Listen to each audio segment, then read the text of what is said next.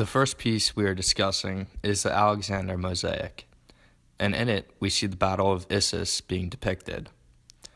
The Battle of Issus was fought between the Greek and Persian empires, with the eventual and overwhelming victory of the Greeks. The mosaic wasn't the first depiction of this battle, but it was actually a recreation of a Greek painting by a Roman artist. While the identity of the original creator is unknown, it is apparent that the piece was renowned in its time. Despite the mosaic being a recreation, it is still considered to have added significant contributions in terms of skill to the painting. This is mostly due to the Roman artist's use of tesserae. Tesserae are small pieces of glass and mosaic, and in the piece we see that over 1 million are used. Even with this difficult medium, we're able to see that the Roman artist is able to impeccably execute some of the difficult maneuvers of the original painting. Looking at the Alexander Mosaic, found in the House of the Fallen in Pompeii, dating back to 100 BCE. The mosaic itself depicts the Battle of Issus between Alexander the Great of Greece and Darius III of Persia, in which the Macedonian troops are successfully invading the Persian Empire. The piece depicts a Greek and Persian battle. Why would it be recreated and celebrated in Rome? While the piece is Greek, it still has relevance in Roman society due to the emphasis that they place on military victory and conquest of foreign land. We see that both Roman and Macedonian empires were able to conquer significant portions of Europe, Asia, and Africa.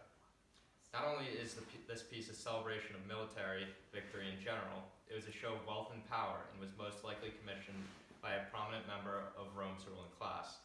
The idea of power is also present in other aspects of the piece, mostly in the detailed expressions of body language and facial features.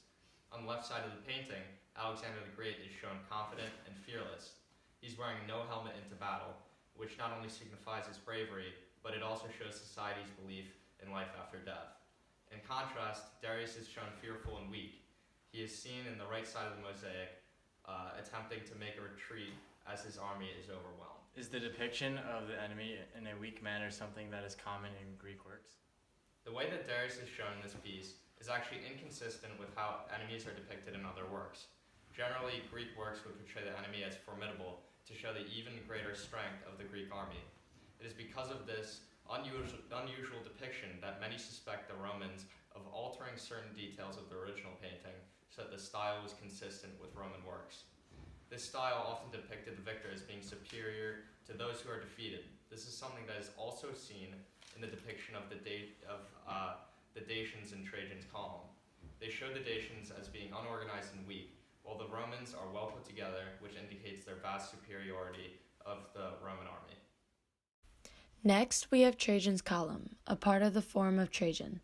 This 128-foot marble column dates back to 113 CE, created under Trajan's rule from 98 to 117 CE.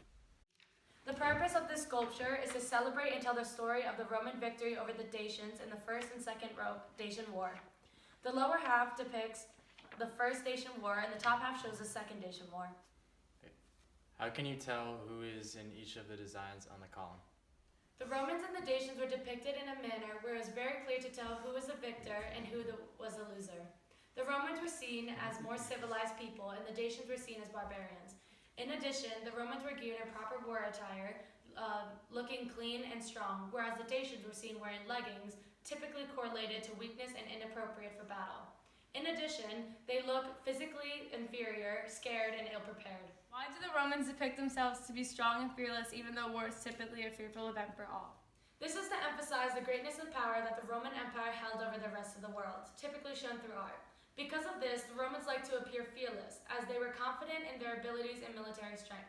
Additionally, we can see the Roman opinion on fear through Virgil's quote from his book, the Aeneid. Fear is the proof of the degenerate mind.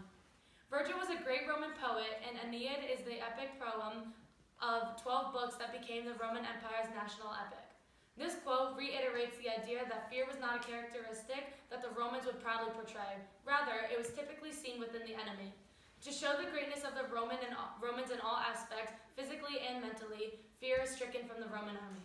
So why is it named Trajan's column? Who is Trajan? Trajan was a leader during this time period and was a prevalent character in the Dacian Wars. He led the Roman army to victory through these battles, and the people of Rome chose to celebrate and honor his great military successes by placing him on top of the column and creating a great architectural complex known as the Forum of Trajan. In Roman society, it is very common for the people to honor those of great importance through sculptures and monuments. After some time, Trajan was replaced in the 1600s with a statue of St. Peter. St. Peter was the first leader of the Christian church and is known as one of the 12 disciples of Jesus and the first bishop of Rome. This change in character fundamentally alters the meaning of the monument, as Trajan's majestic column is turned into a pedestal for St. Peter's statue. This follows the importance to Roman society to honor those who are of value to their society. The Ludovisi battle sarcophagus was created in 250 BCE during the time of Imperial Rome. It was found near a tomb near Porta Tiburtina, which is a gate in the Aurelian walls of Rome. The sarcophagus was created during a time in Roman history which was marked by instability and civil wars, but then was followed by stability and peace. This historical shift is clear in the chaotic, complex nature of this piece. It focuses on the interaction between the people rather than the beauty of the people. There is a lot of movement in the piece. The artwork itself displays dozens of stories through the interactions of the individuals. If you look closely, there are shadows present, which is caused by the overlapping figures. There are up to 3 to 4 layers of figures sculpted. The function of the sarcophagus was to mark the grave of a person, most likely someone who is rich.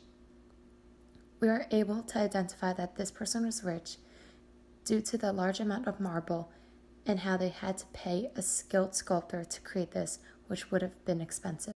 What is it made out of, and what is the made form? out of white marble, and the work is created in high relief where the pieces are almost disconnected from the base. The artist did this to show the amount of chaos and intensity during the war, to create an overwhelming feeling. Pieces are layered on top of each other. The figures towards the bottom are smaller to make the viewer look like they're looking down upon. The artist depicts the Romans as ideal soldier rather than the Goths who have puffy cheeks, nose, and eyes. The figures go around all 4 sides of the sarcophagus, similar to the Trajan's column. Another similarity is that the central figure is not wearing a helmet like Alexander in Alexander's mosaic. The figure standing there without a helmet symbolizes confidence in the Romans' ability to win the battle and the belief in the afterlife. The theme is slowly transitioning from the glorification of military prowess to the struggle when fighting. The pain and suffering is shown through the disheveled hair and agonizing eyes of the Goths, whereas the Romans have fresh, clean, shaved faces and have armor on. What is the point of the central figures? On the front is a man on a horse. He represents the deceased in several ways. He's calm and has a serene face, and you can see his arm is extended, confidently as if he's saying goodbye. If you look closely, you can see an X on the forehead, which suggests victory over death, a theme of mounted warriors in funerary art. How do all 3 of these artworks connect to one another? Fearlessness is so prevalent in the Roman society and is shown through all 3 works of art. The Ludovisi battle sarcophagus shows us through the man on the horse with the X on his head.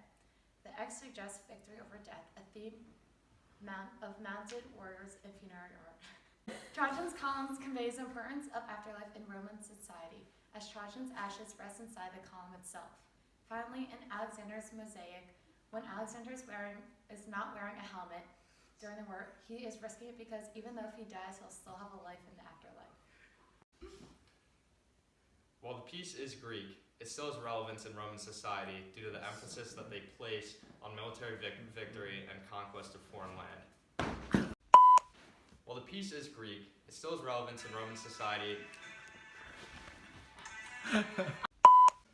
While the piece is Greek, it still has relevance in Roman society due to the emphasis that they place on military victory and conquest of foreign lands. We see that both Roman and... Stop!